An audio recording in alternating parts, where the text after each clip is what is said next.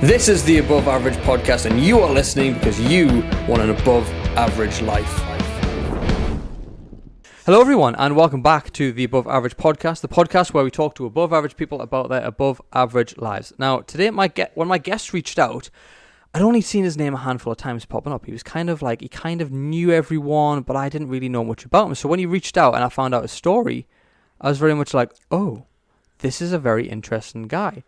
So, my guest today is an entrepreneur, an internet marketing startup wizard, and a well-travelled musician, having played with some incredible artists around the world and amazing events from here in Newcastle to all the way in the Sydney Opera House. Please welcome Mr. Nick Abel to the podcast. How are you, mate? I'm good, mate. Now, for anyone listening, we have just recorded a lot of this, and now we're doing it again. So, if I don't seem surprised by Nick's answers, that's why. So, saying that, it was only the first 5 minutes. Right, okay. Yeah. So, mate, let's go again, shall we? And fingers crossed something goes wrong. Right, okay, mate. So, take me back to, let's say, the start of your story. So, you're about 8 years old, you're out shopping, and you see something in the window of a shop. What is it you see in that window? So, yeah, I remember being in town with my parents, about 8 years old, being in the Central Arcade in Newcastle City Centre, and past the shop called Windows, which is a music store, and seeing in the window of Windows some instruments, and what drew me was the guitar. A few guitars were in the window, and I've got this memory of being in the Central Arcade, seeing, the mosaic floors, seeing the guitars in the window, and just being like, wow, like, that's what I want to do. Yeah. It was just like a connection that I can't explain. And that stayed in my mind my entire life, Yeah. So, like, yeah. It's like a calling that you had from 8 years old. That's crazy. That's kind of what it felt like. As strange as that might sound. I'm sure people have events like that happen throughout their life with different things. But yeah, for me, that's what I remember, 8 years old. Nice, man. But you didn't get that guitar till 5 years later. Well, it wasn't that guitar, but I didn't get a guitar until later, because I remember saying to my parents, I want a guitar. Can I get one at Christmas? Can I get one for my birthday? And they were just kind of like, yeah, whatever kind of thing, you know. And it wasn't until I was 13 that I actually got an instrument for my birthday, which was from my cousin. So it was a gift from my cousin for my birthday. Like an inherited gift. Kind of, yeah. Nice. Yeah. And how often did you practice that? Was it like an everyday thing? Did you shut yourself in your room? Like, how dedicated were you at that age? So yeah, I was obsessed right from the start. I just loved the guitar. I just loved everything about it, about music, and I just would play all of the time, every day. Had a little band with my friends, even though I just played with one finger, because there was no internet. There was no, there was books, but I was only young, so I didn't have any lessons or anything because my parents didn't have a lot of money, my dad worked in a factory, my mum worked in an off license, and later she worked in Asda. I was just kind of left to my own devices, so I just used to play with one finger. Then later I was two fingers like this, because I just didn't think, you know what I mean? Yeah. What was the first song you learned? Do you know what? I can't even remember. It wasn't like anything like Wonderwall because that hadn't been written at that point, Everyone plays Wonderwall. Well, man. yeah. It's very I don't even remember what it was. Me and my friends had this band. One of my mates played guitar, but he played cello before he'd had lessons, so he could actually play. My mate was a drummer. He had these little Casio little drum pads that you would get from a catalogue. But because we were practicing in my mate's garage and we didn't have power or whatever, he had some pots and pans that he was hitting. That's cool. And we just had this song where we just played 3 chords, just with one finger across all the strings. That's cool, man. I mean, I got a guitar. I was saying to you before, I got a guitar when I was like 12 or something like that, and I was buzzing. It was like black and white guitar.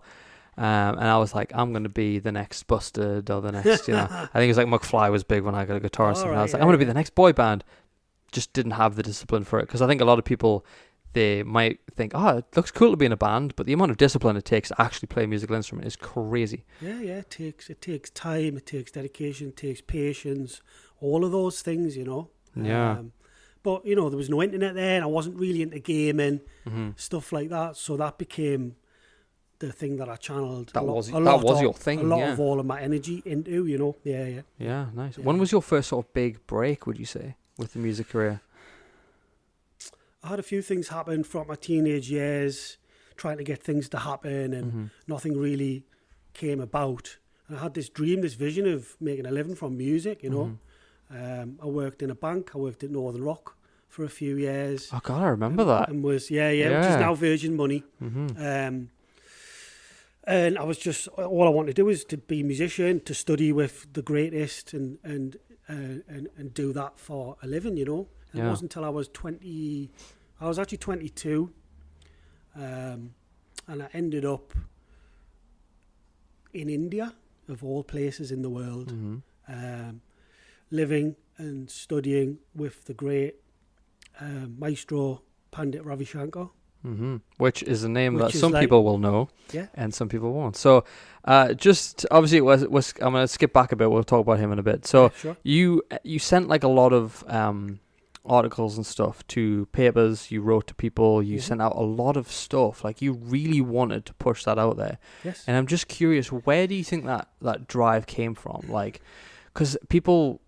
That's what I really want to get across is where does your drive to do what you do come from? Like, where did that energy come from? Was it just a natural thing, or was it something that you developed? Like, where did that kind of come from?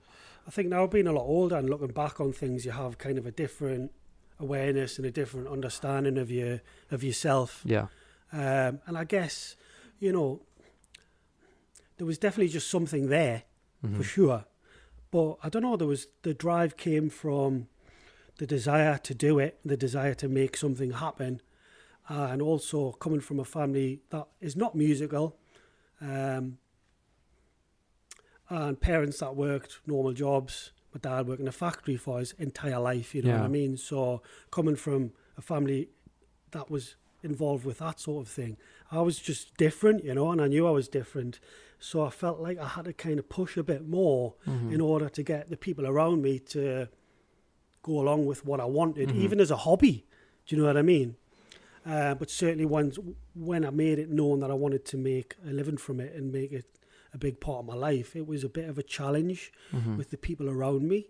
So I guess a lot of it initially, when I look back, was to try and get some support from others.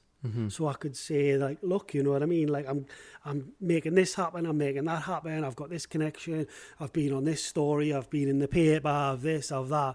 I suppose when I look back, a lot of it was that at the start.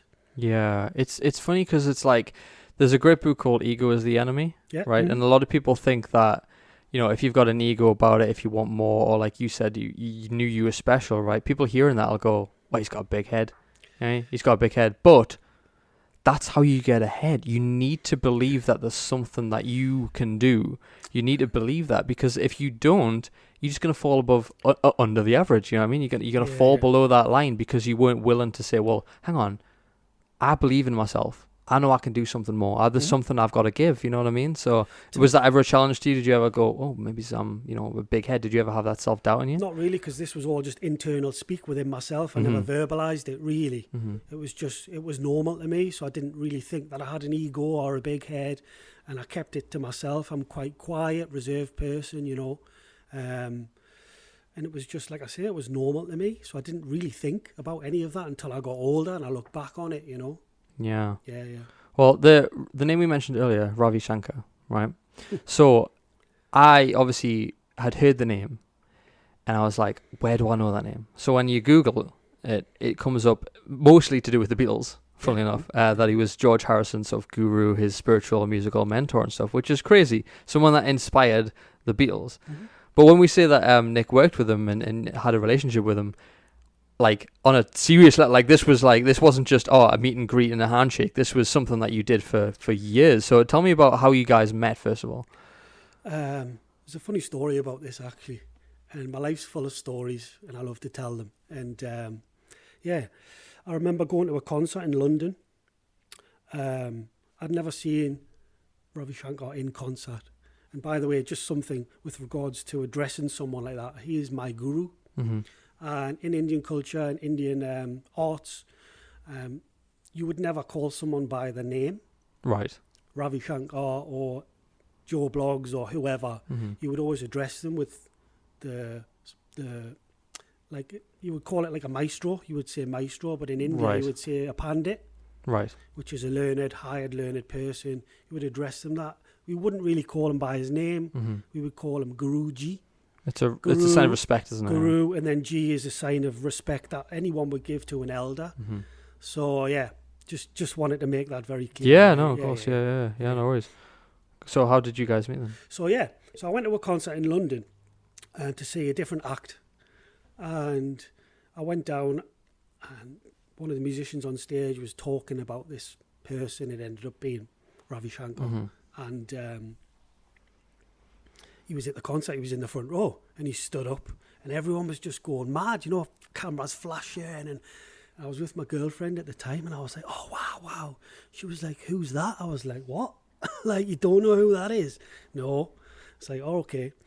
At the end of the concert, I was only about 5 rows back. I managed to get to the front because people were crowding round him. It was like Beatlemania this year. It was like it was Michael Jackson, and people were just going mental, you know. I managed to get right in front of him, and we stood face to face, and I had my camera, and this was before the days of selfies and all of that, you know. Yeah. I just wanted to get a photo, and we just made eye contact, and I just didn't, I don't know, something just came over me, and I just didn't feel like it was right to take the photo or to try to get a photo, and I just walked away. A year later, I was in India, living in his house, living in his home, learning from him, and all of that. So how that came about is through email, having perseverance, not taking no for no, and just keep on trying. I sent some emails, and to cut a long story short, I was offered to go to India to live with them in India, because in that culture and in that art form, you can go to college or university, but generally you would go to a guru. And you're not paying a tuition fee for a university course or whatever. It's like you're surrendering yourself to the guru and to this art form and your instrument. Yeah. And that's what you give as, I guess, a fee, if you like. I guess that's what you're handing over. Your attention, your time, your energy. Which is crazy. Serious form of learning, you know? Yeah, which you don't find in countries like this. You don't find that in the UK. You don't find people appreciate people of that level. You know what I mean? It's like if I met I don't know who's a really good podcaster in this country, Chris Williamson, right? Do you know Chris Williamson? Have you heard his podcast? No, really popular podcast. Or even Stephen Bartlett, someone like that, Diary of a CEO and stuff like that. Like I'd want to spend as much time around them as I could, but it's not like, you know, you wouldn't show them that level of respect. You want to be friends with them, you want to learn from them, but it's the difference between the Indian culture and our culture is just the respect level is just massive. Like people will literally bow to, you know, people over here. It's like, how you doing, mate? Nice to meet you, kind of thing. Do you know what I mean? It's very, very different. It is a thing where you do bow. Yeah. It's called a pranam. A pranam. Pranam is you would touch the feet of the guru. Nice. And a lot of younger people do it with their parents, their elders, respected elders, all of that. It's a thing in India. Yeah. Which to me, when I first went there, was very strange for me to do that and to kind of understand that, which took a bit of time. Yeah. But yeah, you touch the feet of it's a way to get blessed, the blessings of the guru and good wishes and all of that. And it's a way for the student to show respect, which is done on a regular basis every time you greet the guru. Yeah. So you being in your 20s, being around that, was it kind of a bit of a learning curve, a big adjustment for you? I mean, it was, yeah. I'd never travelled abroad other than when I was about 10 or 11. I went on holiday to Portugal with my parents. So I'd never been anywhere, right? And to go to India, of all places, on my own. Yeah, it's a big ask. To live, not permanently, but for several months, was just like a massive shock, massive culture shock, huge. And then living in this amazing place with this amazing family under this amazing guru was just like, it was just another world completely. Even though I'd read books about it and I thought that I had an understanding of it. Well, of course, like anything, you don't really until you put there. Yeah. And then you're like, oh, wow. Like, yeah, massive shock. Yeah, huge. Massive. What was the day-to-day living like with him? How would you describe that experience? Like, did you sit down together over a bowl of Cheerios? Like, what was the kind of day-to-day thing? So it was quite a big place, you know, a big home with a recording studio, an amphitheatre, an underground archive, all sorts. Wow. And yeah, most days we would have breakfast together. People would come down in the kitchen and we'd have lunch together. We'd have dinner together. not every time, every meal, every day, but a lot of the time, I guess the communal or the family dining room would be used, so it would be pretty much living together. Yeah. And Guruji would come down to the music room, and we'd have a lesson, or he would play. Sometimes he would just play, and I would just sit there and listen. Mm-hmm. He used to like to walk. He used to have to walk for his heart and various other things. So sometimes he would take me on his walk, and he'd just be talking, counting little rhythms and teaching little things and telling stories, because, you can also learn, well, you do learn from inspiring stories, So there would be all sorts of things that he would talk about. So it wasn't like, oh, I'm going for a lesson now and I'm done with my lesson and I'm going to chill out and I'm going to whatever. This was like 24/7. Yeah. Yeah. Yeah. It's crazy because a lot of people will never experience that level of dedication to something. Like it's like an hour lesson here, an hour at night time, whatever. I remember when I one of my first sort of filming jobs was took me to like Finland and stuff, and I had to go there for a month, and that was such a strange experience because for me it was, I got up and I was with the cameras, I went to bed and I was with the cameras, I was editing in between, I had time for, I had a bit of time to go lift some weights or, go sightseeing or whatever, but for the most part it was non-stop. This is my work, this is what I'm doing. And it was my first real taste of, oh shit, this is the amount of dedication it could take to become good at something, and I think I credit that as a lot of the reason that time spent there is a lot of the reason why I, do a podcast now and have, such a good time with cameras and stuff. Well, sometimes technology doesn't work for me, but that's just life, isn't it? So, but so tell me about the sort of the tours that you went on with him. So once I got to India, after 3 weeks, they were, right, we've got a concert in Mumbai. Mm-hmm. You're going to come and you're going to play. Now, just to be very clear here, I've never and would never play sitar on stage with artists of that caliber, and certainly not my guru. Bear in mind, I was right at the very, very start. But there is an instrument in Indian music called a tanpura, which is like the drone in the background, the kind of kind of a sound, which doesn't take a huge amount of skill to play, but it, it's an integral part of the song. Yeah, it's like, you're more of an accompanist versus lead guitarist or something. Well, yeah. So for me, that was just like, what? What? I'm going to be sat on stage. Wow. So that happened, and, the energy on the stage and being in very close proximity when an artist of that caliber is performing is just something that I can't even put into words. Something that you just feel and you absorb. It's just an energy that's just, but there's so many things within the music, so many feelings that all of us experience when we listen to music, but being in close proximity is just something else. Something you'll never forget, really. Well, so that happened. Then there was 2 other shows in India that happened as well. So I'd done 3 concerts as an accompanist. As part of the learning process as well, a guru would take a student on tour with them, 2 concerts with them, and have the student accompany them on stage, playing the drone instrument in the background. Even in some cases in India, an artist or a guru would have a student sit on the stage. Just chilling? Just sit on the stage. Well, I enjoyed it, but just like, to feel that energy and that closeness and really kind of learn in that very close proximity kind of way. Because you're talking about an art form that's music. Music goes through the air. It's energy, right?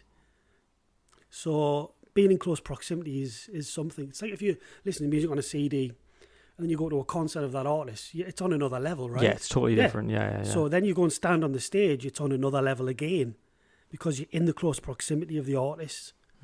So, yeah. How does it feel to have all those eyes on you at that moment? Like, because obviously you're in a big concert hall and everyone's kind of watching you, like wondering who's this guy, and then in the background, who's this guy? Like, did you ever feel that way? Did you ever feel nervous? It felt very strange at first because I was thrown into this world and it was all new. And it was just like, whoa. But one of the things that took me by surprise was actually you can't see a lot of people when you're performing. Lights and depending on the lighting. Yeah. sometimes it's complete darkness, and it's just, I don't really like that, because you feel like there's nobody there, but you know there's people there, but it's almost like, It's creepy, that, isn't it? it's a bit strange. It's a funny thing to be on the camera, so to speak, and have people looking at you and all of that, but it's part of being a musician. Yeah, it's being a performer. Well, It's just one of those things. Yeah. Yeah, nice. So how long did it take you to get to this? Because you did, you played the Royal Albert Hall, you were in Paris, Hamburg, you did the Sydney Opera House. You went around. You got around, Nick. How did that happen? So I'd been in India for a few months learning sitar, and the weather got pretty heavy in about April, so they would leave, and they had another home in California, so they would travel, and then in between there would be tours and concerts and stuff. So I'd been home a little while, a couple of weeks, and I got a call. We have a tour of Europe for 2 months. You're coming on this tour. So I went to London, and they had a base in London. I ended up accompanying Guruji and his daughter Anoushka as well, in concerts all around Europe, And then I came home after that. I was only home about a month, and then I went to America for 3 months, and they did a 3-month tour of America. So we do like Carnegie Hall, New York, which is like the most prestigious concert hall in the world. Again, I'm only there as an accompanist, but you're still there. When I say I'm only there, it's like I'm with this family, this amazing man, icon, loving, humble, funny, just generous, serious musician on another level, human being. And it was just, but I was there still, and I was very happy to be doing it. And it was a great experience. Also, on the other side of it, it was very difficult as well. Really hard work. Mad routing of flights and travel, and all the gear and stuff. Very little rest time, and that was quite a shock to me. The level of work and the level of just madness of things happening and little rest. Yeah, but it was a great experience. Yeah, and then from then I went back to India. In the winter, I would go to India each winter when the weather was bearable. Yeah. So I would go for a few months. And that ended up being the pattern of events for a few years. I would go on tour, I would come home for a month, I would go to Europe, we went to the Far East, we went all over the world, multiple times. Then Anoushka, Guruji's daughter, she had a solo career, so she was doing concerts on her own. So then I would go on tour with her and do stuff with her, then come with her father and do stuff together. Nice. So that was kind of the pattern for a good few years. So how did that come to an end? Why did that come to an end, your work with? So, I mean, that was my work for 10 years. Mm-hmm. And then with Anoushka, I had a child. I wanted to see my daughter grow up. Yeah. And I kind of thought, it would be good to try to get some things happening on my own. So I pulled out of a few tours because I didn't want to miss my daughter growing up. Mm-hmm. That was kind of the start of me pulling away a little bit. But before I did that, Anoushka had done an album called Rise, which was with some electronic musicians from India, some artists called the Medieval Pundits. And the guys that did the album, they couldn't do the tour. And I just got a laptop at the time, and I got Logic and Ableton and these programs, and I got a little MIDI keyboard. I didn't have a clue about, I wanted to learn about music production. Yeah. And I remember Anoushka was in my room and we're listening to music, and she was like, you could see her brain just click. Oh, so they can't do the tour, but could you do it? And I was just like, it was one of those fake it till you make it moments. Yeah. I was like, well, yeah, I'll do it. Because I knew I had time. The tour wasn't for a few months. So I ended up stepping in the position of, the top electronic artist in India, doing the laptop, doing beats and all this kind of electronics. Mm-hmm. So I did 1.5 tours for that. And that's when I actually stepped back. So things were starting to happen. I was starting to get into doing other things. Yeah. You were stepping in as sort of your own man at that point. Well, yeah, your own musician. And one of the things I realised, the level to become a Indian classical artist, performing artist, the level is so high. Yeah. The music and the art form is on another level. You're talking 15 years of your life of study, serious study. before you're really going to get anywhere as a performer, or even just start. So for me, I started to realise that. Yeah. And I'm a guitar player as well. I like other forms of music. So I kind of had this inner battle of like, what am I going to do? I don't want to stop doing this, but I want to start to do other things. But then I had a child and I started to pull back a little bit, but I was still very much involved. Yeah. Yeah. Do you feel like you made the right choice then? 100%, yes. Yeah. Yeah. Amazing. Yeah. So when did you start to do, because I mentioned earlier, obviously you're an internet marketing wizard, so to speak. So when did you make the move into that sort of world? Like what first drew you into doing that? So it was like, I pulled out of a few tours and I was at home thinking, well, what am I going to do? I was actually staying on the dole for a while just to get some income. Yeah. I didn't want to get a job and work a 9 to 5. I wanted to be involved in music, so I thought I'm going to start teaching guitar. Yeah, well, especially after what you just did. You know what I mean? Yeah. So I started teaching guitar privately, one-to-one lessons. I started learning about business. I remember actually writing in my diary, one of my goals was to start a business. And that was so I could have free time. The main drive was so that I could see my daughter grow up. And that led to me reading the book, The 4 Hour Work Week. Oh, I love that. That's the first time someone's mentioned that in this podcast. Really? Thank you, Nick. That's Thank you, Nick. Book. It's an incredible book. Yeah. I read that book, but I got to the point where I was teaching 30 hours a week. People weren't showing up. People were coming late. There was a lot of time prepping. I ended up starting to write a book because I would be writing out these charts and I would be writing out the same charts over and over. And I thought, well, why don't I just write it out and photocopy them? Yeah. So before I knew it, I had this pile of stuff. So I started thinking about putting a book out. Then I thought, well, I've got this material. Is there any way that I could generate an income from it if I had a book? And that led to reading the 4 Hour Work Week and becoming aware of a few internet gurus, I guess is what they're known as. Frank Kern, Jeff Walker, Eben Pagan, Ryan Lee, Tony Robbins as well, all of that. That led me to thinking about making money online and creating something, this lesson material that I had, and to see if I could sell it and turn it into like a passive income. And that was the start of this journey that I went on in terms of, internet marketing, making money online, passive income, all of that, you know what I mean? Yeah. So when we use the term internet marketing, right? Because that sounds very like, it's like I'm a corporate this and I'm this and that. So what exactly, if you had to describe it in layman's terms, what exactly is internet marketing? Just for anyone that's like, I haven't got a fucking clue what that is. So, I mean, internet marketing to me is using the internet to make money. Right.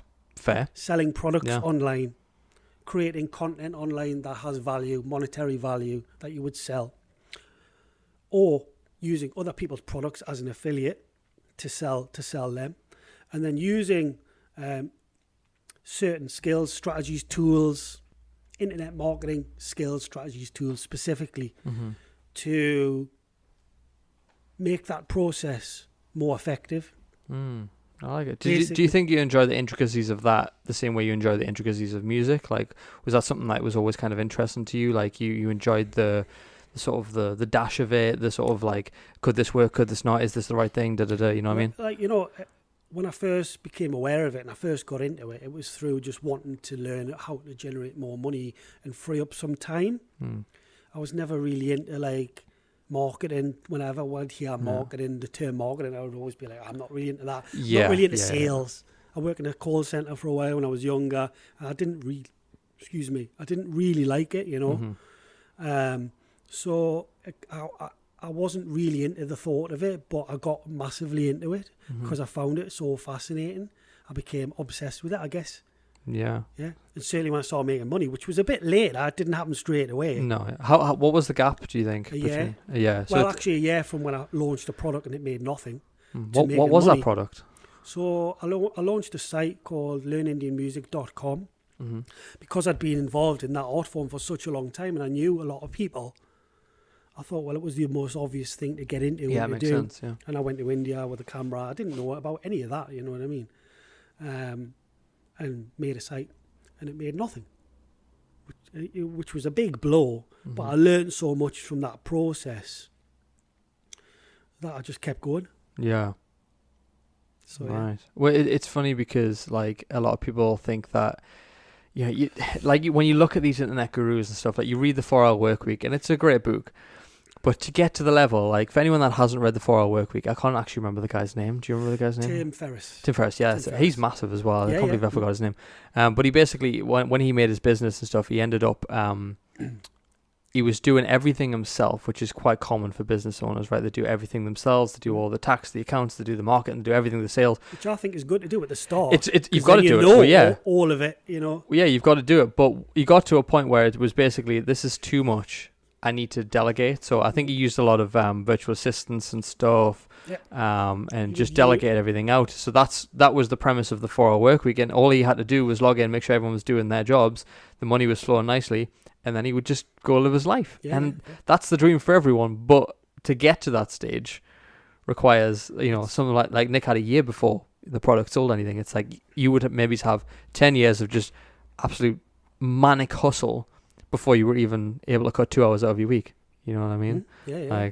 So what kind of hours were you working to make this work? Like how often were you? Well, it was actually more than a year, because when I had the idea to do it, I ended up getting on this fellowship at Teesside University, which was called the Digital City Fellowship, where you would get some money and then you would get this mentoring from these digital experts. You would get to use these facilities and so on. And at the time, I couldn't figure out how to do a membership site because I wasn't techie. And I hadn't read the 4 Hour Work Week at this point. That's why it didn't work, mate. That's why it didn't work. And I remember going to a few web developers to get a quote, and it was like 20 grand. And I was like, what? Like, that's just like, I haven't got that money. Yeah. I haven't even got it. And then I read the 4 Hour Work Week, talked about using Elance, which is now called Upwork, how you can hire professionals throughout the world and leverage the exchange rate from the pound to whatever currency and spend a bit less and get really good quality work done. So I got a membership site done for $500. Compared to 20 grand pounds, it was a huge thing. But that whole process, was I would get little bits of knowledge here and there, and I would be looking online, I would be looking at webinars and free ebooks and stuff.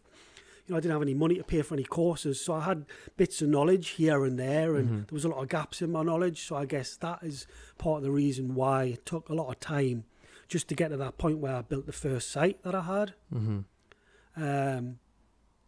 Watching webinars at 2 a.m, reading books, reading bits and bobs, getting little snippets of information here and there. And the big thing for me was Tony Robbins, actually. I had a student, a guy from Ireland who came over a few times for a few days, and he was into all of that kind of a thing massively, and he would talk about this person, Tony Robbins, all the time, and he would be like eating cans of spinach to like what, like Popeye? For the alkaline levels in his body, so he would sleep less and all this. Kid was like, I was like, what? Like, that's when I first heard about that kind of thing, alkalizing your body and all that kind of thing, for peak performance. And I probably shouldn't say this, but I'm going to. When he left after the lessons, he gave a few things to me on CDs. These were like things that were copied onto a CD or a DVD. And it just had Tony Robbins written on it in like a Sharpie. And I looked at it and I didn't know who he was. My student, had talked about him quite a bit. I just put it on my shelf. Yeah. It'd been on my shelf for a year, right? And I saw that film, Shallow Hal. Oh, Tony yeah. Robbins was in the film, in the elevator. Because he puts a spell on Jack Black, doesn't he? Yeah, and I was like, oh, that's that bloke. Oh, and that kind of made me get it out. And I thought, I wonder what's on here. And I put it in, and it was Get the Edge, Personal Power. And I was like, what? And I started listening to it. And that was it, like. Yeah. I was going to say you didn't put it in. It was just a copy of Shallow Hal. I did end up spending money, and I actually bought the box set of Get the Edge later.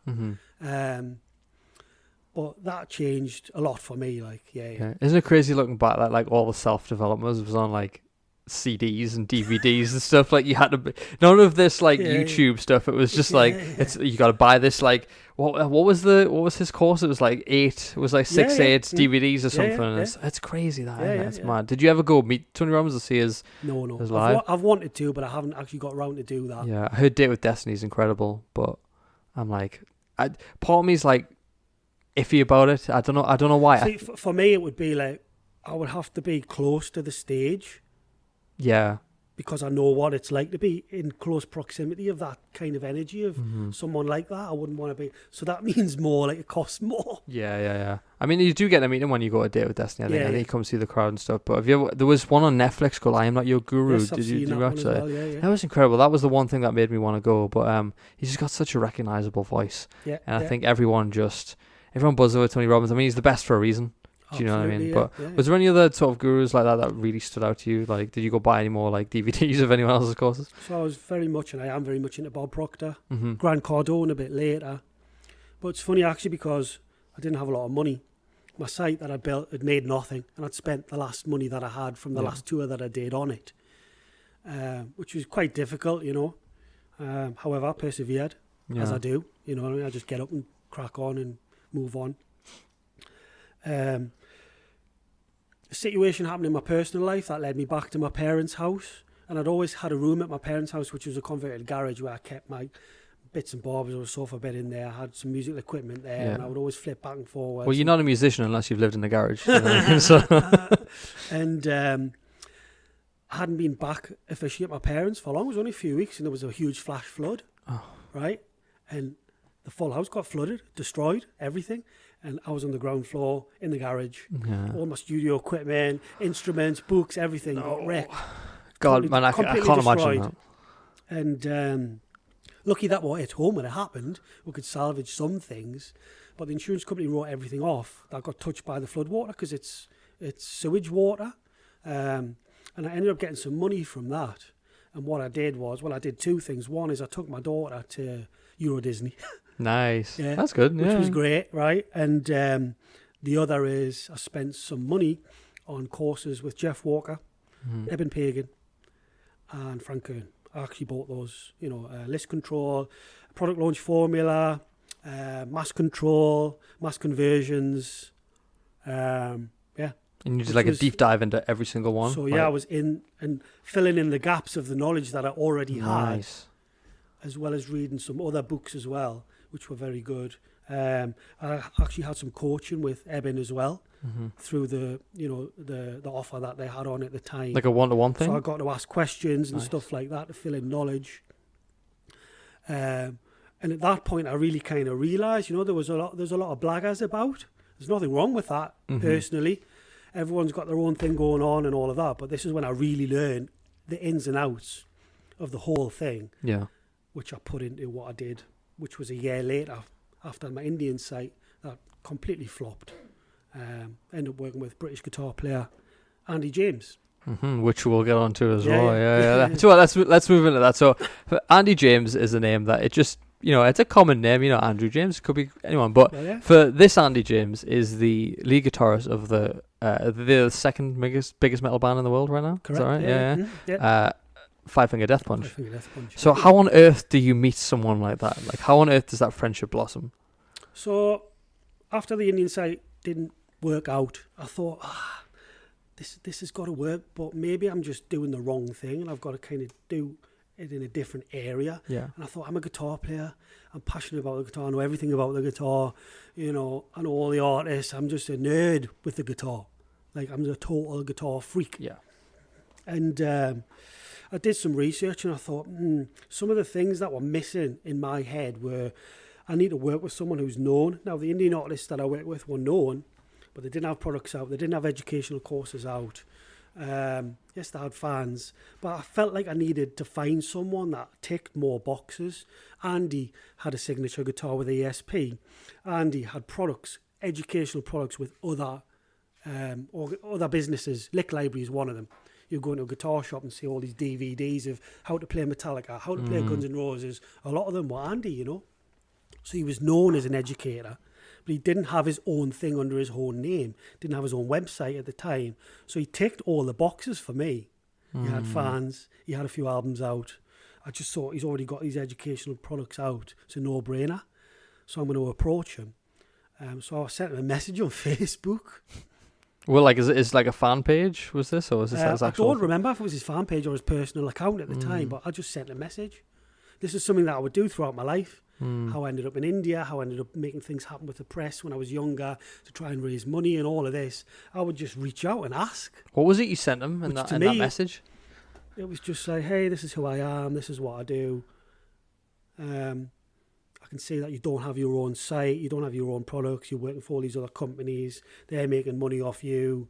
Wouldn't it be cool if you did something of your own? What I propose is that we'll work together and we'll split the profits. But you obviously earning a larger amount because it's your work versus working for a publishing company, effective is what it would be. Yeah. He's getting the lesser amount, which I knew about all of this at that point. And this is something that would be an asset for you because it's yours. Yeah. You own it. You're part of it's your business. And he replied basically just saying, well, I don't know who you are. You could be anyone. Yeah, well, yeah. But yeah, let's have a meeting and talk about it. So we met up in Leeds and we had a few hours going through and bashing the whole thing out. And obviously talking about, the privacy of he was like, I don't know who you are. And I was like, well, I don't know who you are as well. It goes both ways. It's like we need to be secure and have things set up properly and all that, which we did. Yeah. And we agreed. We shook on it and that was it, Nice. It's so So good. simple, just by asking. There's so many people that I've met throughout my life that have these wonderful ideas and passions, dreams and all of that. And they don't go for it. They don't ask because they just don't think they're going to get anywhere. You might not get anywhere, but to me, that was just the way I was, the way I'm wired, I guess.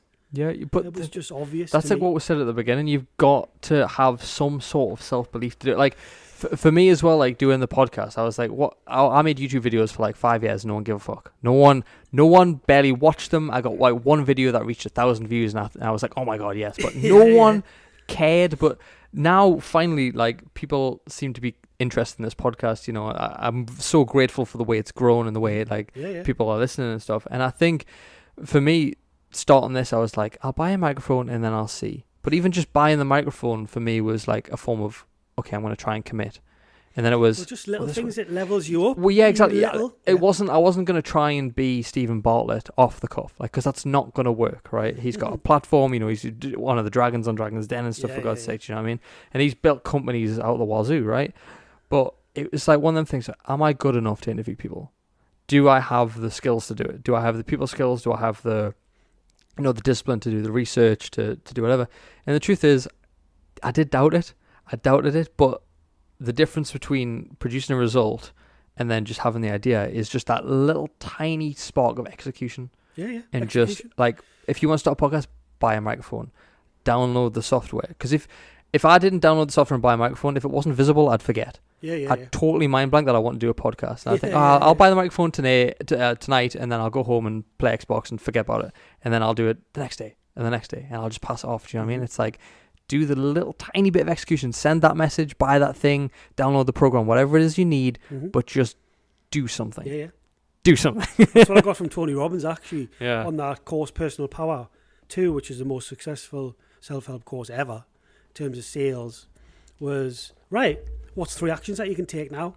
Yeah. That are going to get you towards what you want to do, or what 3 things you've been putting off? Do them now. If it's, right, I want to start the gym, it's like, well, okay, pick up the phone and make an appointment, or join the gym, go online, join it, do something, order that book, make that call, and then you're starting that process already of whatever it is that you want to do, Pick up the phone, send the message, just do something productive. Like, have you read The One Thing by Gary Keller?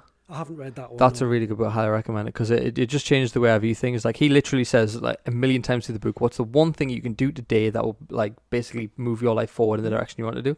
And just that one question to ask yourself, what's the 7 things that you need to do to accomplish it? It's like, what's the one thing that you can do which is going to have the biggest impact on your day? Super simple. And if you do that every day, it could be something tiny, like, I'm going to make my bed today. That's going to make you feel better and start you off, or it could be something a lot more, but all of these things happen because we all have doubt.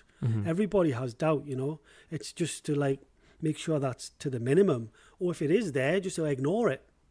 You got to kind of bat it away use it as sometimes. fuel. There's all sorts of things, but a lot of people are consumed by it, and it's sad to see when you see someone who's talented or someone who has a skill and they don't make that, they don't take that step. But yeah, for me, it was just normal to do that. I didn't think I was doing anything different or whatever or anything. Like, I was just the way it just seemed obvious to me to make a call or do. That was it, Yeah, you had that logical mindset very much. obvious, Where you're just like, well, I want to be here. This is what I need to do. Yeah, I love it. Yeah. I love it, man. So how else did the friendship with Andy James, what else? What did you guys end up doing together? So like, how did that we progress? ended up creating a site called the Andy James Guitar Academy, which we've had for 10 years now, which started out as a membership site with loads of lessons from Andy, courses, video lessons, downloads, etc., etc. Andy lived in Northampton, and the agreement was that he would come up every month, stay with me for a few days, and we book a studio and we just shoot some content. And like you mentioned before, at the start I would do everything on my own, other than build a site, which I had some freelancers at that time, because I'd done the Indian site. I'd been through this process already, so that's when I started to realise that wasn't a waste. Yeah, I might not earn nothing from it, but I earned a lot of knowledge from it. So that's a lesson in itself, So Andy would come up and stay with me for a few days, and we'd shoot content. And we did that every month it was supposed to be every month, and it ended up being every few months, every couple of months. We did that for about 3 years straight to build a product library. Because one of the things I went on about him was, we need to build a product library, Yeah. But we'd hang out together, he'd stay with me, I took him into Newcastle City Centre once on a night out. Nice. Which was But you got him pissed? yeah. And we just got on, Yeah. It's funny because I wasn't really a fan of him before this. I knew who he was, I knew what his music was, I just haven't really listened to it. But, we just got on so well, and I watched him develop over this 10 years, and we had a great friendship, and we had a great business relationship with a lot of trust. It's one of them things, I guess it's rare. Yeah. Certainly for me anyway, to put trust in someone and have them put trust in you, and not one or the other stabs the other one in the back or anything like that. We've had a good relationship, and that's reflected on the business and the success that we've had, and Andy's success as an artist as well. Have you ever been to see him play? I've seen him play. Band? Yeah. Did you meet the rest of the band at all, or did you? No. I've seen him play before on his own. He's played here in Newcastle. I've seen him around the UK. But yeah, when he joined Five Finger Death Punch, he used to talk about them a lot. Them and Killswitch Engage. I never really listened to Five Finger Death Punch before till Andy joined them, which we knew about well before it ever became public, by the way. So I started listening to the music, and I was like, I quite like this. I quite like the lyrics, because I was never really into lyrics much, and I'm not into lyrics. But with them, a lot of the songs really resounded with me and things that I was going through at the time. But I definitely think Andy was a good fit for the band, and he's levelled them up a bit, quite a bit. And I went to see them in Copenhagen. Nice. Yeah, beautiful city. Yeah, lovely place. Went to see them, and it was great to see him, because I would always say to him, you're destined for this. One day you'll fill in for someone, or something will happen, and I always thought that it would be a band called Dream Theater. If you've heard of them, yeah. And but yeah, he's just a perfect fit. Fits them like a glove, and yeah, it was great to see him on stage in a massive arena. Yeah. Royal Arena in Copenhagen. I mean, they're playing, massive stadiums throughout the world, and I have for many supported years. Metallica So they're on tour with Metallica, in support with Metallica. It's like, but they sell out stadiums on their own. Hence, they're the number 2 metal band in the world, which goes off record sales, concert attendance, ticket sales, all of that. They're huge. Well, I'm not a huge metalhead, right? But I've heard of them. Do you know what I mean? I've heard their songs. You can't when someone's that big, when a band's that big, you can't skip their songs. Like a lot of my friends are. I've got a good friend who was, I think, episode 3 on my podcast. Who's a good friend of mine who's a musician as well. I'm actually going to send you his details, because he has a music podcast. Oh, cool. So I think he'd be a really good guest for it as well. Yeah. He's just starting out, but I'll send you his details. So, but it's interesting to see people's growth and stuff. But so one thing that I know we wanted to to discuss and get onto was something a little bit more of a dark period of your life, and I know you were obviously open to discuss this. So Yes, for reasons unknown, we can't talk about specifics. We can't name names and things like that. But you ended up having a relationship with someone, not a romantic relationship, but a friendship with someone. Can you tell me about the start of that friendship? What can you tell me about that friendship before we get into the nitty-gritty of it? So, I mean, I have a small group of friends. There's a few of us that we've been friends since we're 3 years old. Went through primary school, went through high school, if you like, went through the whole thing of, partying and all that as, once you reach 18 and had a very close friendship with a very few select people, Yeah, so how did you things start to go downhill with that? I think doing what I was doing, when I would come home, it would be like I felt like I was living two lives. I had this life at home, and then I had this life traveling and doing all the music thing, and they were very separate. And I would kind of feel like I would step into one and step into another. And one of the things that I experienced that I never could foresee was haters, jealous people, and a lot of people that were close to us would, not a lot, but a few, would make comments and say things and have jealousy, envy. And I think for a few people that, certainly with this person in particular, it ate them up and drove their behaviour.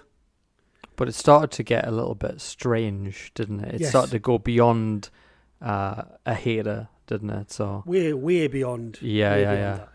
I'm being vague because I want you to be able to talk about as much as you're willing to with this. So how much can you go into that? Yeah. So basically, I was stalked for several years by a very close childhood friend that I loved very much, and we had a great friendship. But I never really realised there was this other side to this person. And I was stalked, but stalked in the sense of not in person, but in terms of devices, digital, cyber.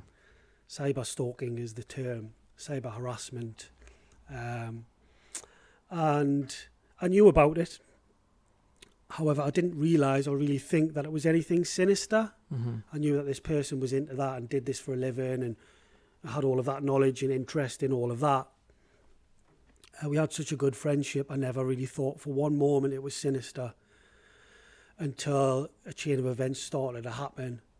And I started to feel like I was going mad, actually, because things were happening on my phone, my laptop, and I would be like, it happened a lot, and it was be like, I've got an internet business. I'm pretty switched on with the internet, technology, and all of that, I'm not a technophobe at all. Yeah. And it just started to mess with my head a little bit, and I would come to this person and go, have you seen this? What's this? What's that? And I realised later that it was a game for this person, that they were getting enjoyment from seeing me going, what, like? And then from that, it did turn even more sinister, where several years later, I caught this person out with, you can get these tracking apps. I've got a child, right? In fact, I've got two kids, and a lot of parents will track their kids' devices, certainly now in this day and age. Find my iPhone, Of course, yeah. So there are tracking apps available that not just track your location, but your calls, your messages, your social media, everything that you're doing on the device. A lot of them are for parents to protect their children from, harm and stranger danger. Yeah.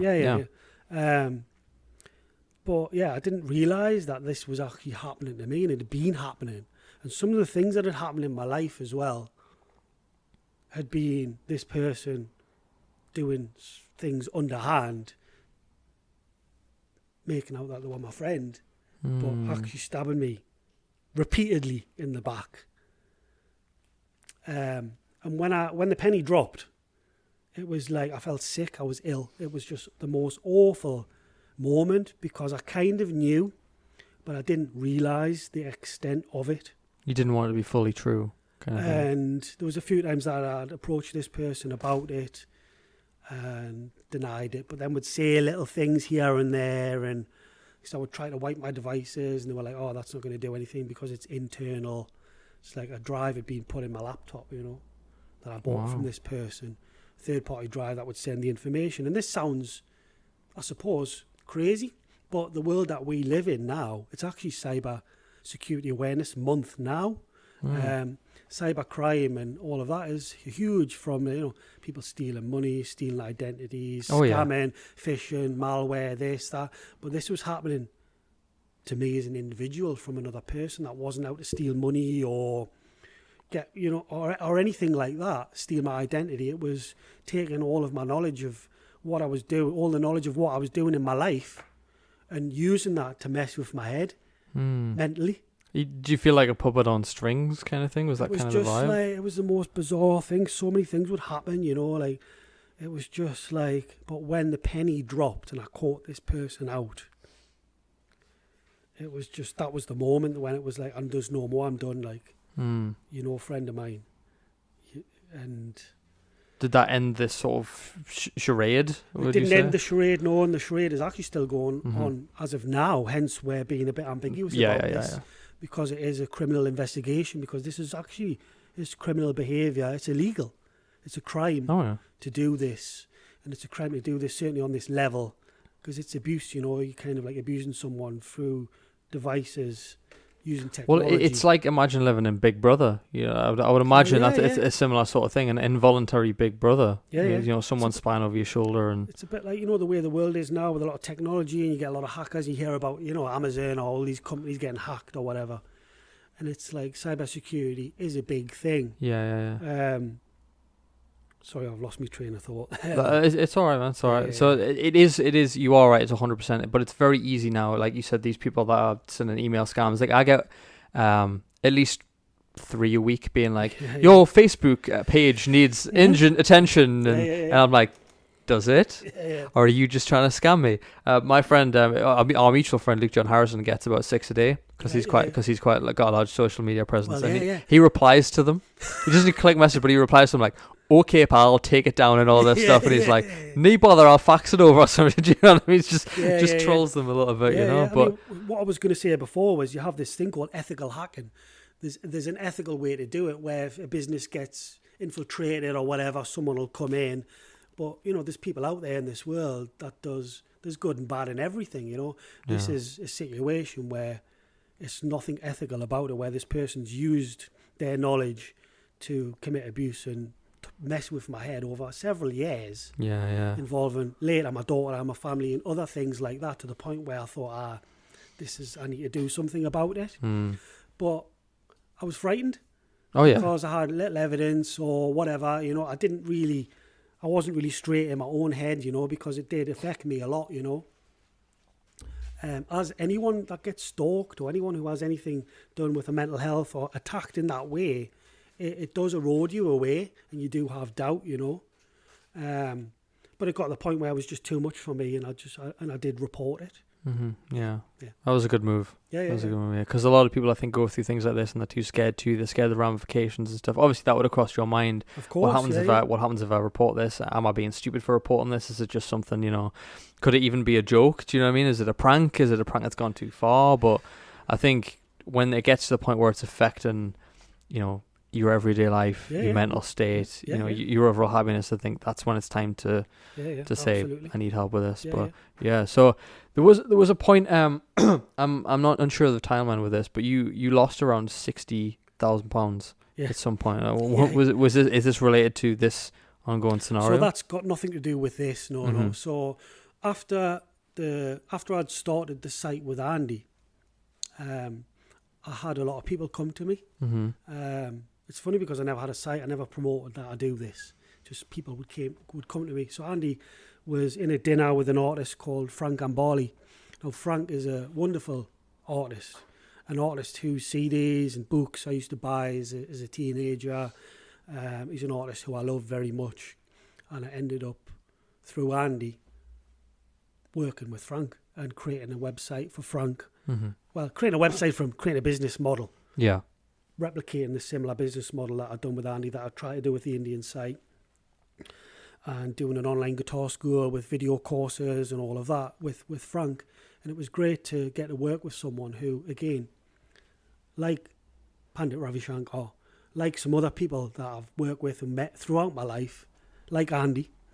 It was great to get to work with someone whose music you admired, but yeah, that was a very good relationship, and we built a great business, made a lot of money, helped a lot of people I got to work with, and one of my idols.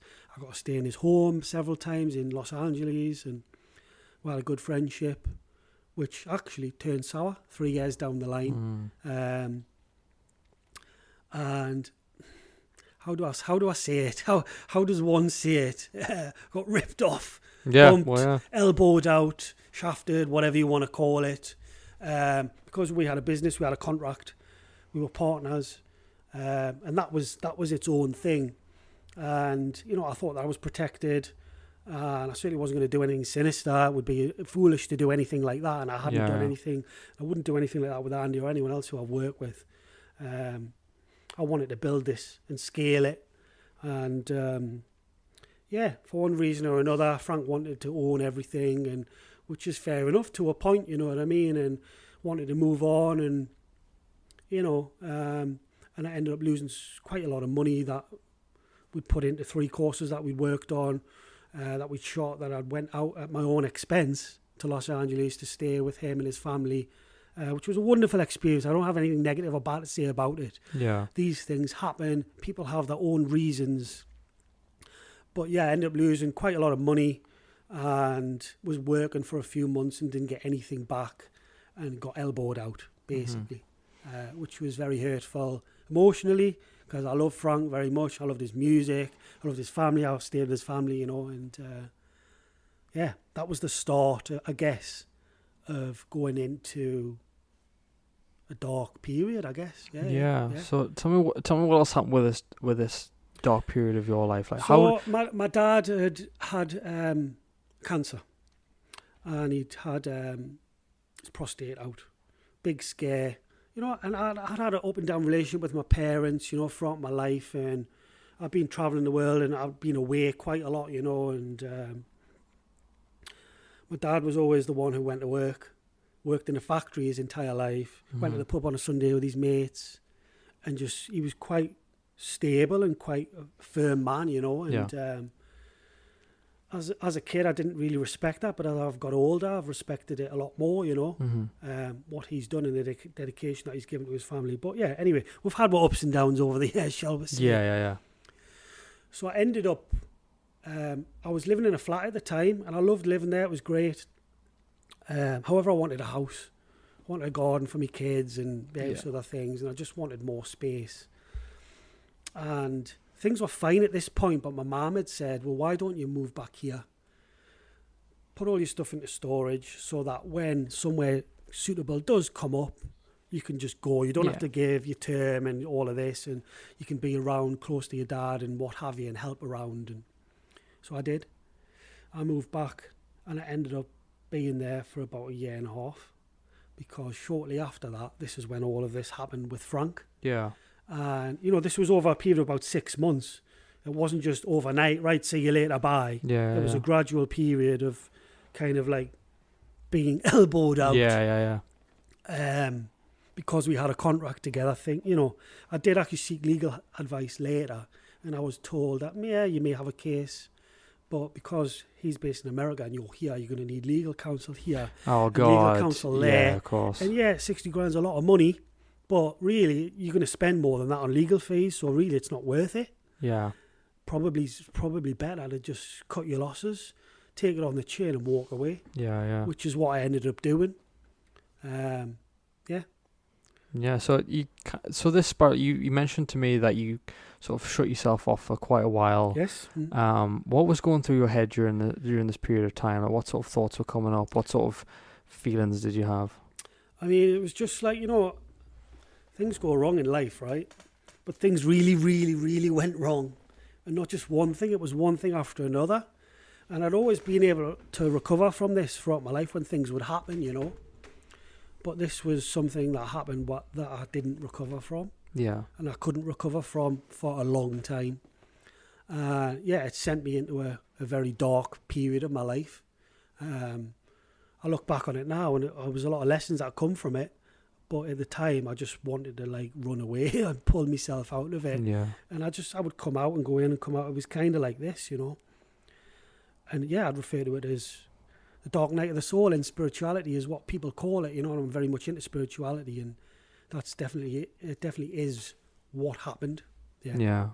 Just you just the whole story of this, just going through, like if you look back at where we started, where you get your guitar and then you go work with these idols and some incredible people, and then for all this to just kind of all sort of happen in I mean 6 months out of your entire life is not a long time, but it's enough time for things to just all come at once, all right? Yeah. Like there's various other things in my personal life as well that happened. Yeah. Things with my kids and other things, you know what I mean, that did really, really knock me as well. So it was like I'd come down, I'd start to feel all right, and then something else. And then, but these were major things. Yeah. A lot of major things were happening.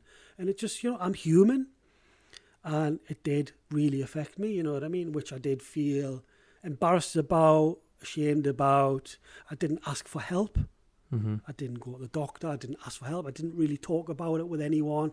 I just kept it all to myself. Yeah. Because of, because of all of that. Did you eventually reach out for this help? I did eventually, yes, yeah. I eventually reached out, and after being in a dark period for well over a year, like it's a long time of someone's life, you know what I mean? Yeah. To be in that darkness. And eventually I did, and it was, lockdown happened and all of that happened. That makes it even worse. It didn't really affect my life that much. Yeah. Because I had an internet business, which I loved. At one point I had two, and then actually at one point I had a third one with a singer, a guy called Daniel Tompkins, who's a vocalist from a band called Tesseract, and we had a vocal coaching site, so I had that as well. So I was still doing work, you know what I mean? But yeah, we had lockdown. I had an internet business, and I was like, I'm done with this in a lot of ways because I'm having no human interaction. My daughter's a bit older now, so she's not my little shadow and my little mate. And she's doing her own thing and being a teenager. And I was just like, I was sat in the room and I'd be on the laptop and I would be like, I just need to do something, but I didn't know what to do. And something popped up, and it was a guy called Paul Mort. Who you'll know, who's been on this podcast. Yeah. And I call him Morty, right? It's like, I knew who he was. We'd never met, but we'd chatted before. Seemed to be someone on a similar path to me who'd gone through some dark times. darkness, for sure, yeah. And had used the internet to put stuff out there, and it had a lot of success and flopped and came back out of it. And I knew Paul, and this ad popped up on my Facebook, and this is one of the good things that comes out of social media. Yeah. There's a lot of good things there. Certainly coming out of all of this hacking thing and how that affected me, I would be paranoid and scared to even open my laptop sometimes. Well, I didn't know what I was going to see, if something was going to happen, I was going to have this odd thing pop up or whatever. It was just like, it was horrible, well, going through that would make anyone skitsy about opening. You're talking like this was happening for years. So it was a build up over a lot of time, I saw an ad for Morty. He had a course called Unstoppable 28. Yeah.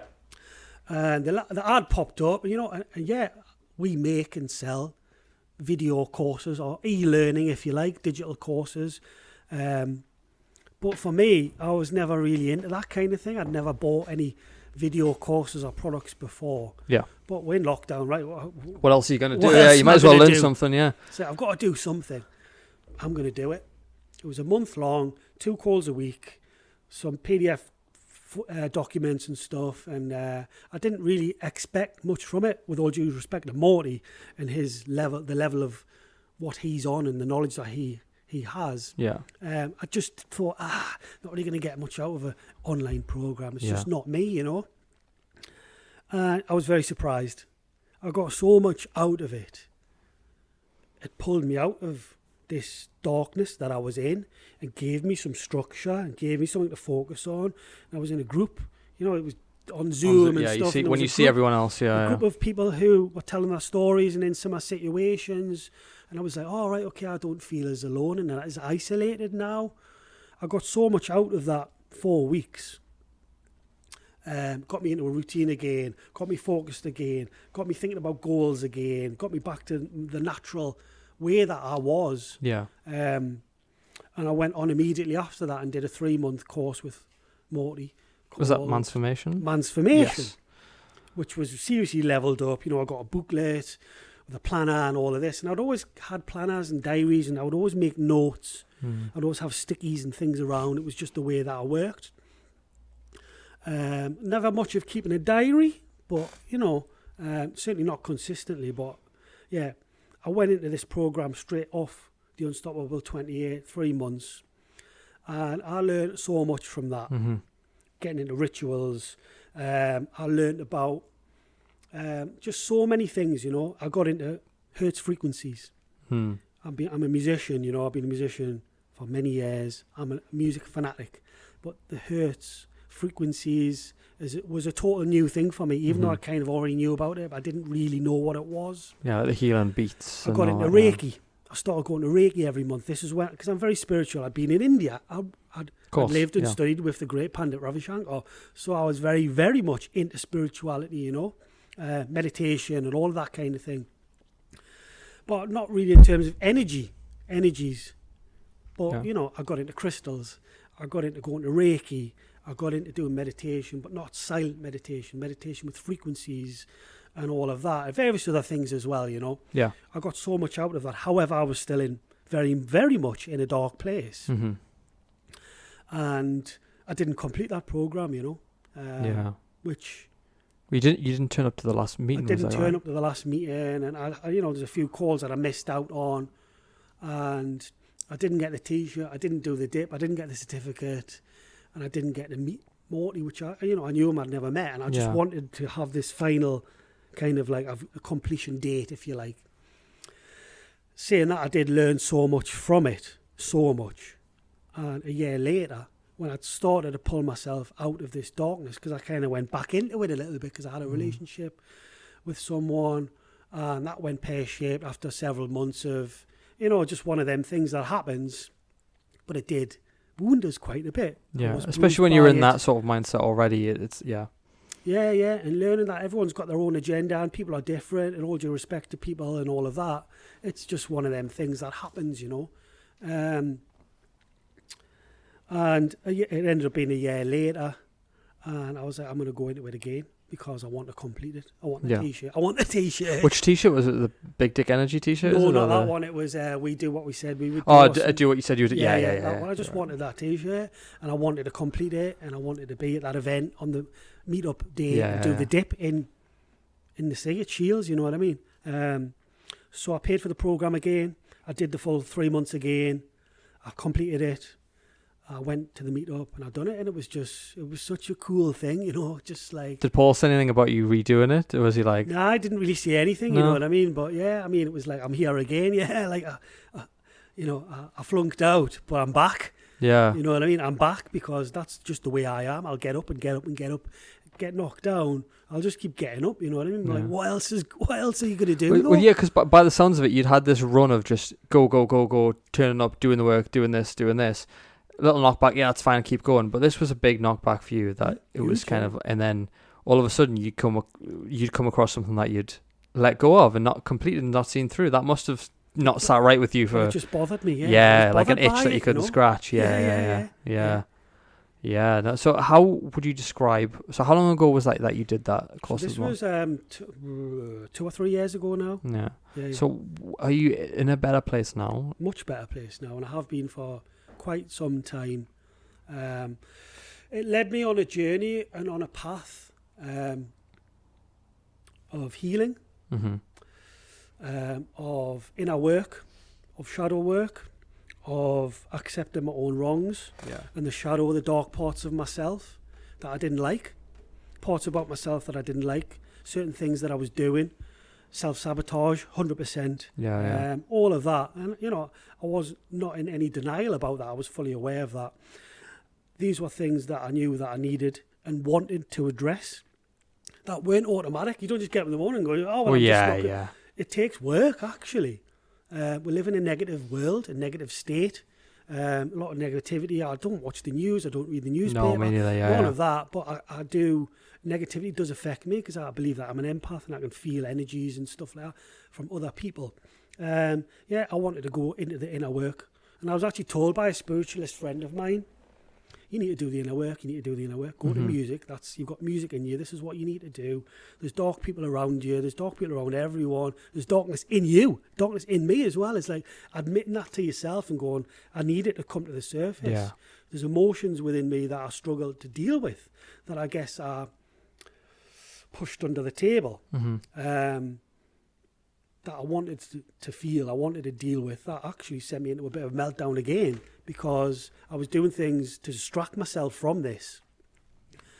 And when I actually sat with it and was just still and waited for these emotions to come up, that would come up, you know, I just sat with it and allowed my body to feel it. Yeah. Instead of running away from it, doing things, drinking, doing whatever, you know what I mean? Well, you faced your demons finally. Yeah, it's like, but that's actually very hard.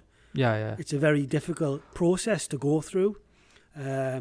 Facing your own trauma, your own childhood wounds, your own shame of things that you've done in your life, your own fear, all of that exists, you know what I mean? And it was about bringing that to the surface, feeling it and trying to release it, which led me to sound baths, which led me to going on retreats, which led me to doing breath work, which led me to the Hertz meditation, which is a huge, huge thing for me. Oh, yeah. Being a musician, being into music. I love ambient music. I like listening to it.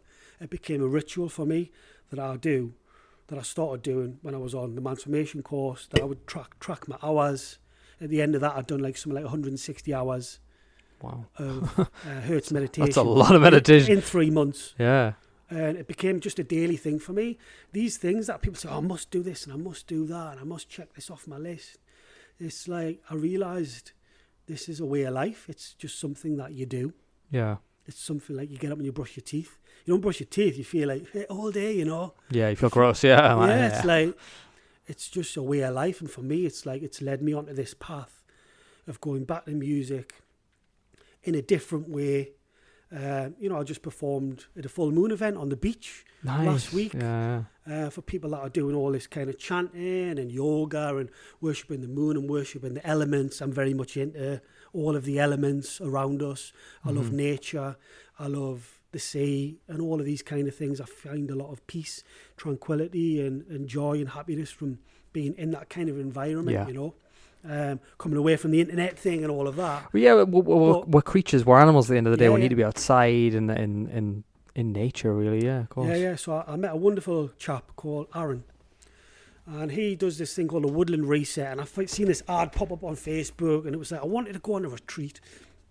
I didn't want to, you know, I used to go to the Buddhist centre and I would meditate sometimes there. And I didn't want to do yoga because I'm not really into that, you know. And I saw this day retreat. And it was forest bathing, wild sea dip.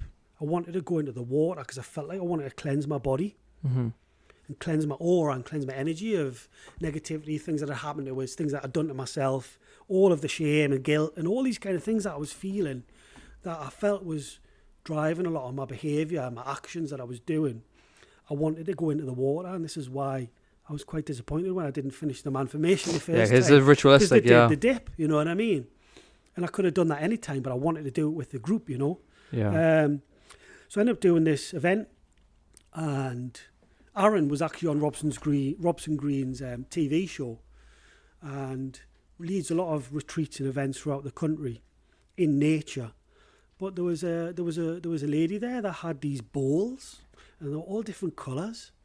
And when it came to do the sound bath, which I'd never heard of before at this point, being a fanatical musician, being a fanatical musician, it's great when you discover something new. Yeah. And this was something that was just like, we're all lying down in the forest, doing this forest bathing, meditation, breath work, which was new for me. You know, I've got asthma, so I struggle with that. I wanted to really get into that, you know. But the sound was like, this girl started like doing this with these bowls and all different colours, and I was like, whoa, what on earth? Yeah, it's crazy, isn't it? So these frequencies that I've been listening to on YouTube with my Gooba headphones every night in bed, that's what it is. That's what's generating that sound, as well as like a synthesizer or something. And that led me on a path to going to a retreat in Portugal and doing breath work, cold water immersion, sound therapy, sound baths, if you like, frequencies, and getting more and more into that, you know, to the point where I thought, this is something that I could do. Because I've studied with a guru, with the ultimate guru, you know what I mean? I've lived it, I've felt it, I've absorbed it, it's who I am, it's part of who I am, the light and the dark. Yeah. So that's led me onto this path now where this is what I'm getting into doing. And like anything, like a lot of things in my life, it just appears, these things just appear. Yeah, these situations, events, whatever you want to call it, interactions with people, the more you do, the more the opportunities come. Well, of course, yeah, it's like law of attraction, Bob Proctor, right? And that whole thing, Abraham Hicks and all of that, which I'm very much into, is like, and it's about frequency and putting yourself on this vibration of, if you're going to be doom and gloom, that's what you're going to feel like, that's what you're going to experience, that's what you're going to be drawn to, it is going to be drawn to you. And likewise with the positivity and positive thinking, I guess. But it's positive thinking on steroids. There's a system, there's a strategy to it, there's a reason, there's a scientific explanation to it all. And once you start to do it, you're like, wow, things start to happen, you know what I mean? It's something that I very much strongly believe in and have felt and experienced and I'm working with to this day, and I'll do something that I'll do. Like I said before, it's a way of life. I'll do this. If I don't do it, I don't feel right. Yeah, well, yeah, exactly. If I don't do it for a day, I miss it or whatever because, you know, I'm only human at the end of the day. I don't feel right, you know. So yeah. Have you tried a Vipassana retreat? Vipassana. Yes. Sorry. Butchering the language. Actually, because when I went to India, I wanted to go up to Rishikesh or up to the Himalayan foothills to do some sort of a meditation retreat. I ended up not doing it, and I bought this book. Holy cow, it's called. It's a great book, right? Of a lady who goes to India and experiences all of these crazy things, seeing lepers, seeing people with no arms, no legs, all of that, which is it's very much out visible for everyone to see. Yeah. Everywhere you go in India, it's a big shock. It talked about the Vipassana. That's when I first heard about it, and I thought, this is something I would love to do. And I've never done it to this day. Something that is actually on my list of to-dos. But you know, I first learned about meditation and experienced meditation on stage with Pandit Ravi Shankar. Being in that moment. Performing, and I would be accompanying, my hand would just do what I was doing. And that's when I went into a deep meditation, when I experienced that on a serious, deep level, I guess, Not sitting quietly in the silence, trying to listen to my breathing. I could never do that. I always struggled with that. I always felt like I had to have a point of focus. Yeah. So but Vipassana, no. Have you? No, I've wanted to try it, but it's such a long time. What is it like? I think it's 10 or 14 days. I think the first round. Yeah, I can't get past like half an hour of meditation for me. See, it's funny because when I was in this dark period, and I started listening to the frequency meditation, I remember reading an article about it saying you have to listen to it. It takes 7 minutes for it to start to affect you on a cellular level. Yeah. I couldn't even listen to it for 7 minutes. I couldn't sit still or anything. Because I was just, so many things was happening. I was like in this manic state almost all of the time. I had to calm my nervous system down. It's when I learned about nervous system regulation and all of that later. It was be like, right, I've done 6 minutes. Right, I need to just keep still. Like, I just need and I just couldn't do it. Now, you know, after a few months or not even that, a few weeks, I was doing it for 2 or 3 hours in one sitting. Wow. That's a hell of a long time to just do that. I mean, I used to teach meditation sessions back in the day. I used to, I did Osho meditations. Oh, right, yes. Yeah, so a lot of cathartic release, a lot of screaming, shouting, that kind of stuff. And honestly, like, it was one of the most eye-opening things I've ever done. It was amazing. And I don't think... Sorry, go on. I was going to say, you're quite closed off from that. You don't really realise the power of it until you actually do something like that. Oh, it's powerful stuff. Energy work, energy healing, auras, all of that. I'm very much into all of that. It's a huge thing. Yeah, it's massive. I mean, even just like, when was the last time you shouted and let something out to that degree? It's crazy. Like, you might lose your shit in traffic, but you never screamed for like, I mean, you do it for like a good 10 minutes of just solid screaming and just, I'll send you the videos afterwards, but and all of that is coming out and whatever it, you're releasing it. It's nuts, man. These things get stored not just in our energy field, auric field, also in our cells, in our water. Hydrate, bitches. Drink your water, man. I'm very much into, there's a guy called Dr. Masaru Emoto, I think his name is, and he has a book called Hidden Messages in Water. And it talks about, he conducted some experiments where he would say certain words to a glass of water. Love, hope, peace, and then some of it would be other kind of dirty words, nasty words or whatever. And he had this equipment that would analyse the molecules in the water, and very much like snowflakes and stuff like that. When he would say these positive, loving words to the water, it would show that the water molecules had these beautiful snowflake type patterns. Yeah. And when he would say a negative word, hate, or a swear word or whatever, they would have this distorted pattern. Oh, interesting. So this is like going into this on kind of another level. On a molecular level, shows that these energies and these words, negative actions, positive actions, all of that has an impact on us. Yes. It also has an impact. We know we're mostly water. So all of these things have an impact on our bodies as well, on a cellular level. Yeah. 100%.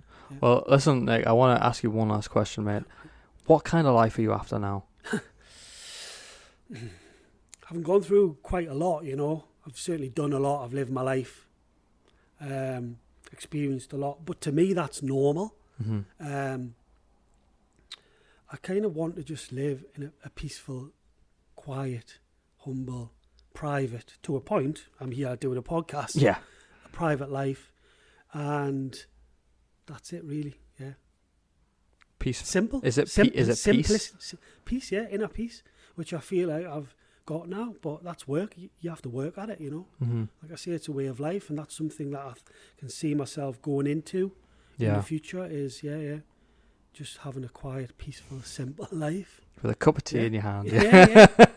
Well, listen, mate, this has been an amazing episode. I've thoroughly enjoyed listening to your story. It's an incredible journey for, considering, like, you rarely think of, you see the results on the outside, but you rarely see what goes on the inside. You rarely see the behind the scenes of people. And I think what you spoke about today really shows the behind the scenes. It really shows that inner work that someone can go through. It really shows the drive that people need to get ahead. And I think a lot of people take inspiration from your story, mate. So thank you so much for coming on. Where can people follow you? Where can people find what you do? Where can people invest in what you do? Well, I'm quite private. Yeah. I don't have a website or anything like that, but I do have social media. It is private. But if anybody wants to reach out to me, I do read private messages and all of that. So, that's where I'm at. Amazing. I'll tag you on the screen as well. Yeah. But listen, guys, thank you so much. If you enjoyed this episode, please leave us the 5-star reviews. None of this 4-star absolute bullshit. It's 5-star or nothing. I'm sick of these 4-star things. So thank you very much, guys. Be sure to check out all the episodes on Spotify, Apple Music, and they're now going up on YouTube as well, thankfully as well, which is new to me, but we're getting there. So thank you very much, guys, for listening. I will see you all in the very next episode.